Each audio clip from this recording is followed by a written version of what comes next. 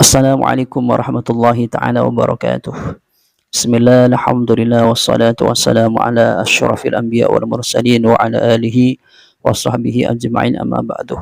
Ikhwanan dan muslimin yang dimuliakan Allah, pada kesempatan kali ini kita akan membahas salah satu video dari salah satu kiai, atau kita nyebutnya pinter kalau di Madura itu. Pinter ini atau kiai ini itu merasa resah terhadap beberapa oknum dari habaib yang berani atau sangat mudah sekali menghina para kiai, kemudian menghina para pejabat. Itu sangat gampang sekali atau mudah sekali. Lah kemudian kiai ini merasa, apakah ini dzurriyyah Rasul, kok bisa begini akhlaknya. Itu sebenarnya keresahan itu muncul sebelum ada tesis dari Kiai Imad. Tapi sebelum kita mungkin ya menanggapi atau mengomentari video dari seorang kiai ini, kita saksikan dulu videonya ya.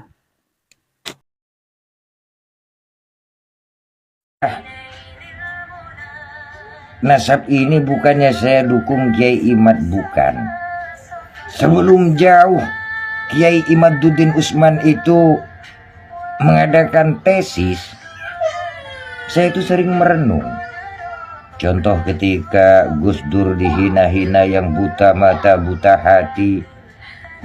Coba kita bayangkan siapa Gus Dur tersebut, cucu daripada pendiri Nahdlatul Ulama. Terus ada lagi yang mengatakan Gus Yakut Dajjal, presidennya Dajjal. Ya Allah, mau dibawa kemana akhlak kita? Tapi itu masih mending. Ada seorang Habib yang ceramah di Madura sebelum tesis Kiai Imad, insya Allah itu keluarnya. Beliau mengatakan bahwasannya terlapak kaki habaib yang kotor, yang nakal, yang maksiat lebih bagus, lebih baik daripada 70 kiai yang pakai surban. Bayangkan. Dan ini bisa jadi pelajaran. Pujuk-pujuk kita, leluhur kita ada di Madura. Pencetus Nahdlatul Ulama Syekhona Hulil ada di Madura. Bayangkan kita sebagai orang Nahdlatul Ulama. Camkan itu baik-baik saudaraku. Bukan saya memprovokasi, tapi itulah kenyataan. Ingat, baginda Rasul kita adalah iman kita. Beriman kepada Allah, tidak beriman kepada baginda Rasul, jelas nol. Sekarang kan banyak cerita yang mengatakan bahkan cerita tersebut mampu mengalahkan baginda Rasul. Dalam sebuah ceramah ada yang mengatakan dalam sebuah manakibnya Syekh Fakil Muqaddam mampu bertemu dengan Allah 70 kali dalam semalam. Jelas bertemu dengan Allah itu jelas. Ingat, baginda Rasul cuma sekali saudara. Betul?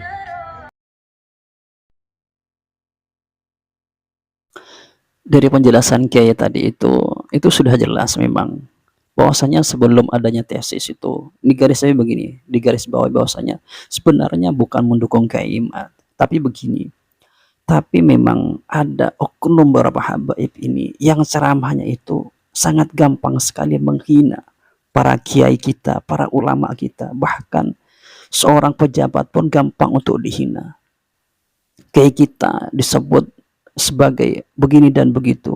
Yang parahnya menurut saya, ketika Gus Dur disebut sebagai buta hati, buta mata, itu kan sangat menyakitkan bagi kita sebenarnya begitu. Siapa kita?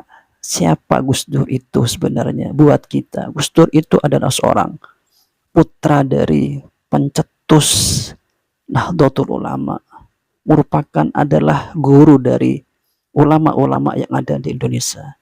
Putranya atau cucunya dihina sebagai orang yang buta mata hati, buta mata. Itu kan banyak orang yang tidak terima sebenarnya.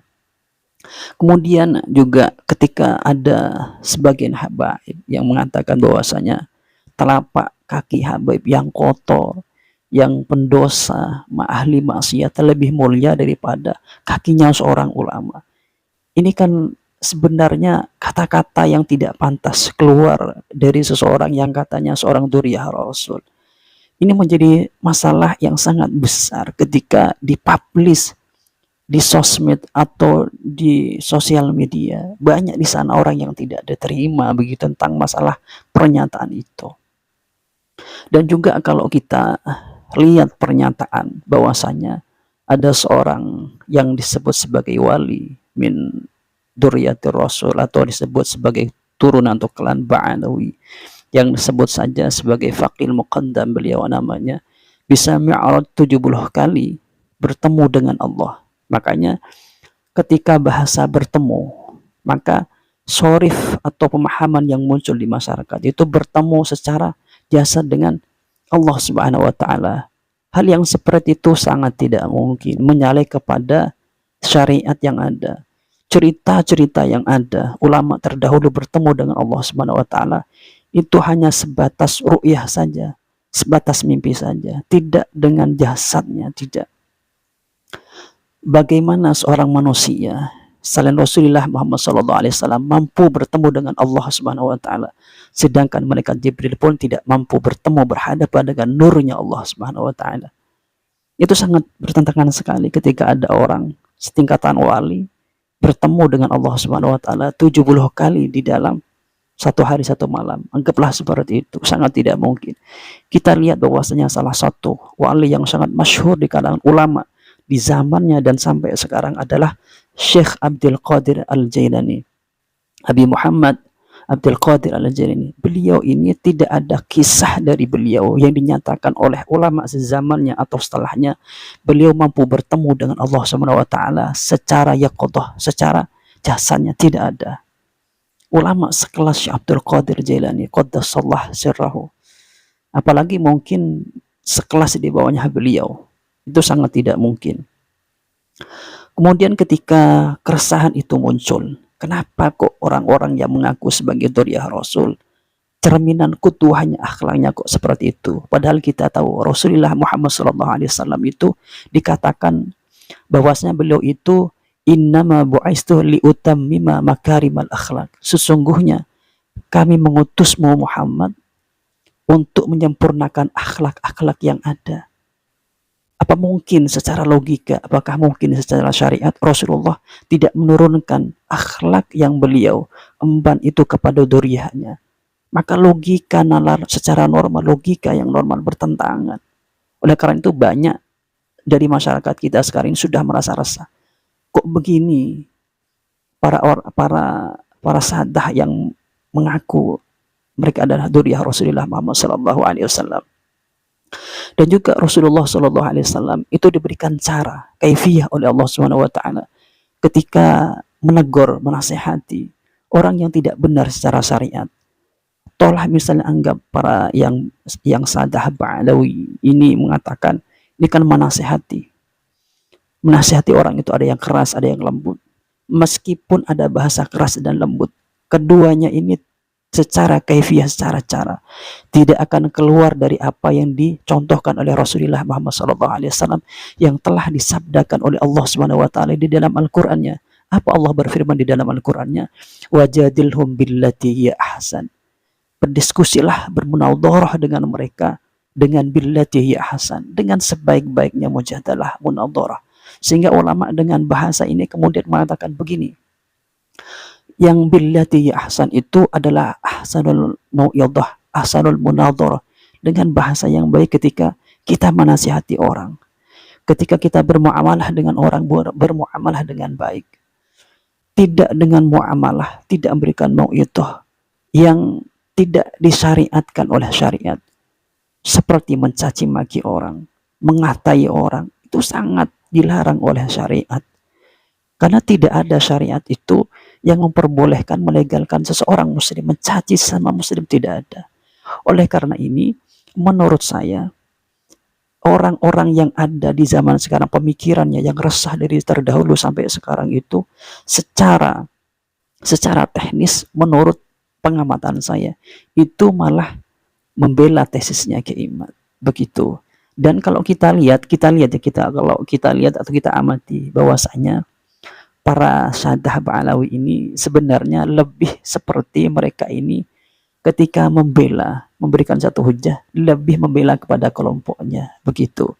Seharusnya begini, kalau memang tidak membela kelompoknya, kan mestinya bilangnya begini, kalau mereka mengatakan kepada orang lain, berhusnudzonlah pada kami adalah dzurriyyah Rasul, maka juga mereka harus mengatakan pada dirinya dan kelompoknya bahwasanya dzurriyyah Wali Songo juga adalah kita harus husnudzon, mereka adalah dzurriyyah Rasulullah Muhammad sallallahu alaihi wasallam. Ini kan berarti fair seperti ini.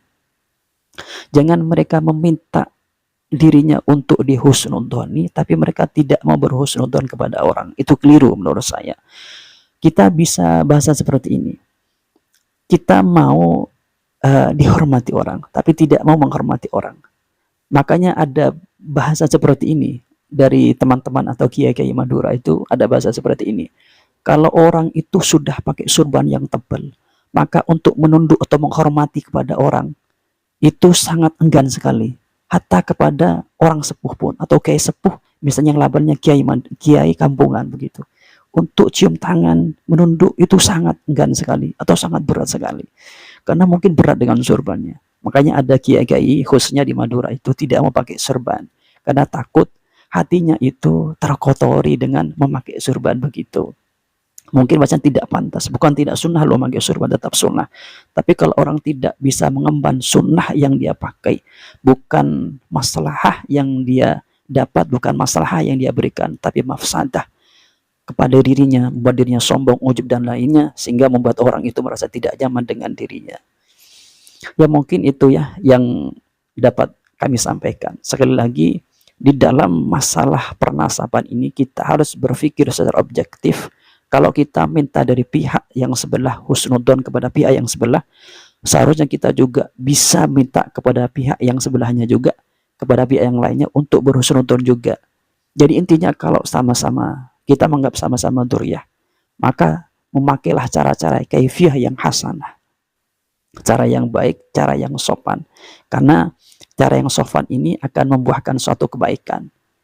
Kan dikatakan begini oleh sebagian kiai ya, sebagian ulama, khususnya di Madura, saya ketemu dengan kiai-kiai Madura, beliau yang begini, kalau cara yang kita sampaikan tidak baik, maka kebaikan yang mau kita sampaikan itu hasilnya tidak baik. Umpama begini, umpama kita menuangkan susu kepada gelas yang lainnya pakai selang, kalau selangnya ini adalah selang yang kotor, maka bukan susu orang yang diterima atau mereka menganggap yang diterima bukan susu, tapi adalah kotoran yang tidak layak mereka untuk terima atau mereka minum. Begitu. Ya mungkin itu yang dapat kami sampaikan dari kami, kurang lebihnya. Assalamualaikum warahmatullahi wabarakatuh.